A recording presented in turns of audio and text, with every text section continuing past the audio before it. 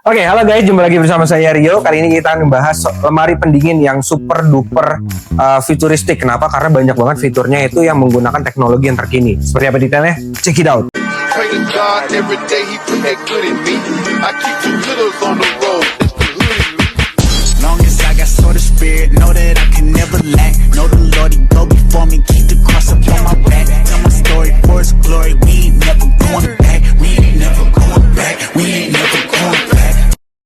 Oke, seperti yang tadi saya udah bilang, kalau fiturnya ini banyak banget dan juga futuristik. Nah, dari tampilannya aja nih, kelihatan kan modern banget, udah gitu kayak estetik gitu kalau misalnya ditaruh di dapur-dapur gitu ya. Ditambah lagi dari tampilannya nih, kontrol panelnya itu kelihatan kayak minimalis tapi ngasih informasi yang lebih gitu.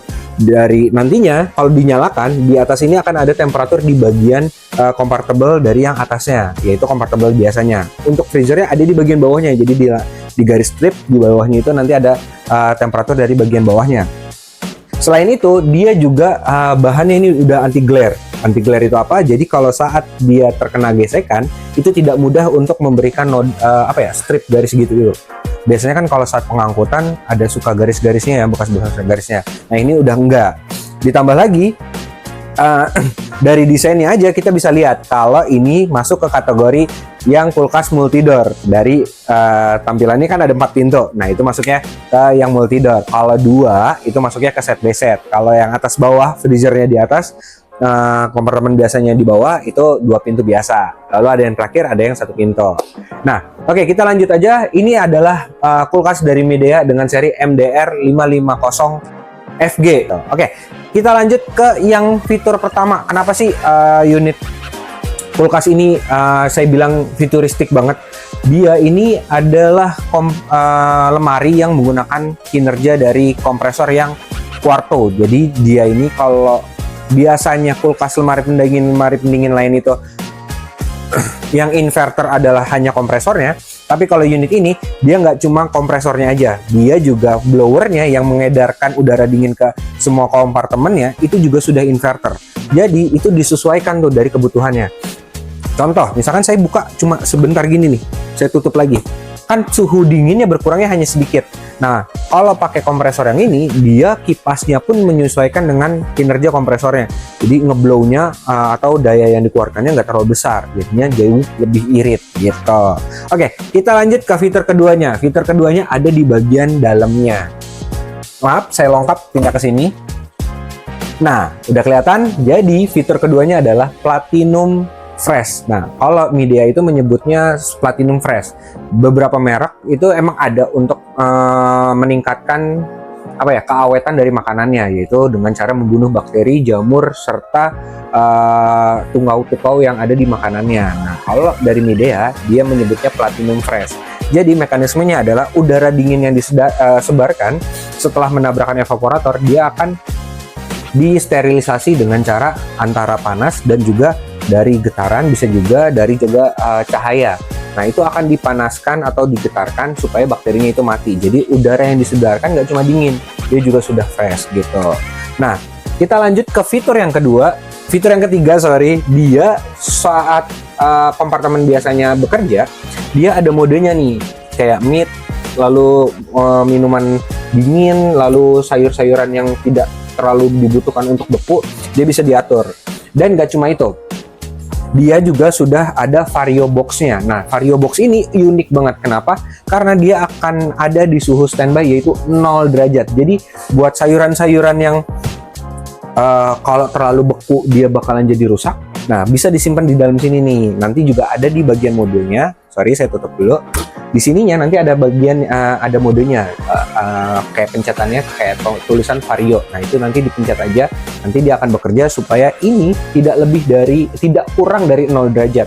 Jadinya semua makanan atau minuman yang ada di dalam sini itu hanya ada di standby di 0 derajat gitu. Lalu fitur yang keempat adalah dia multi airflow. Sorry, saya buka lagi ya. Nah, di bagian bawah sini itu ada rongga udaranya. Nah, jadi kan kulkas sudah kita tahu lah kalau misalkan mengedarkan udara dingin. Nah, udara dinginnya itu diedarkan secara on point.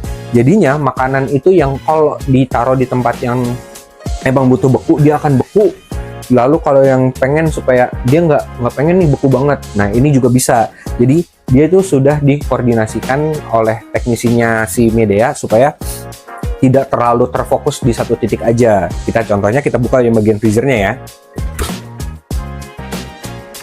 Oke, kita buka bagian bawahnya. Iya, kelihatan kan banyak banget kompartemennya. Nah, kayak contohnya di belakang sini nih, tuh kelihatan. Setiap kompartemen ini disediakan satu untuk airflow-nya. Jadi udara dinginnya tersebarnya itu secara merata.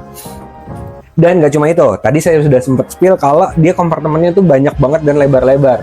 Nah, itu juga salah satu dari keunggulan dari si Midea ini. Jadi kompartemennya itu dibuat lebih dipreskan supaya penyimpanan makanannya bisa lebih banyak lah gitu. Nah, oh ya, kulkas ini hadir juga dengan kapasitas 407 liter. Jadinya bayangin tuh, kalau buat saya sih ya yang cuma keluarga satu anak itu udah lebih dari cukup sih. Nah, untuk teknisi karena makanannya ini banyak, bisa muat banyak, bukan berarti kita harus preskan makanannya itu penuh-penuh. Nah, jadi kita kasih rongga sedikit untuk udaranya menyebar, jadi udara dinginnya itu bisa merata gitu ke semua makanan. Jangan sampai mentang-mentang kapasitasnya banyak gitu ya, kita padetin makanannya di satu tempat gitu. Nah, jangan, nanti malah di bagian tengahnya makanannya nggak dingin. Jadi ya kasih aja rongga-rongga udara supaya dia bisa masuk ke dalam sela-selanya gitu. Selain itu, karena kompresornya ini bekerja sebagai inverter, udah pasti suara getaran itu berkurang sekali. Tapi tetap untuk para teknisi saat mengirimkan paketnya, unitnya ini, tolong selalu di-adjust bagian kaki-kakinya ini. Jangan sampai kakinya nanti pincang. Definisi pincang apa ya? Kayak yang berpijak tuh cuma 3 gitu, satunya itu ngambang. Nah itu kan nanti saat betul kompresornya bekerja inverter tuh getarannya kecil. Tapi kalau dibiarin nanti makin lama kan dia ada pegangan kakinya tuh, nanti makin lama makin kegerus tuh, jadinya nanti bisa rusak kompresornya. Jadi pasti ini kesejajarannya kita gunain water pass biasanya kalau saya taruh sini water passnya, taruh di sini supaya kalau udah sejajar baru boleh ditinggal. Dan penempatannya nih kayak contohnya di sini, saya kasih rongga di sini itu sekitar 15 cm antara kiri kanannya. Kenapa? Kalau terlalu padat pun nantinya udara panasnya itu nggak bisa kesebar luas gitu loh. Jadinya kan kalau kulkas maupun AC dia pasti ada mengeluarkan hawa panasnya. Kalau di AC itu di outdoornya, kalau di kulkas di bagian belakangnya.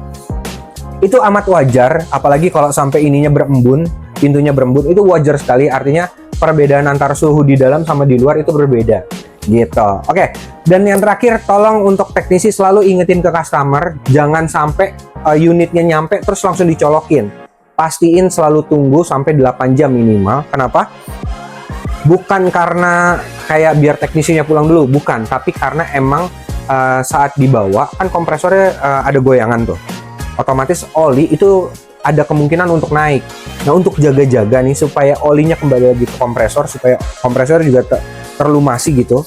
Jadi kerjanya kalau sampai nggak terlumasi kayak motor ya bisa rusak gitu. Pastiin untuk 8 jam ditunggu dulu, jangan dicolokin, jangan dinyalain, biarin aja dulu. Nanti kalau sudah 8 jam baru dinyalain gitu. Oke, gitu aja dari saya and bye-bye.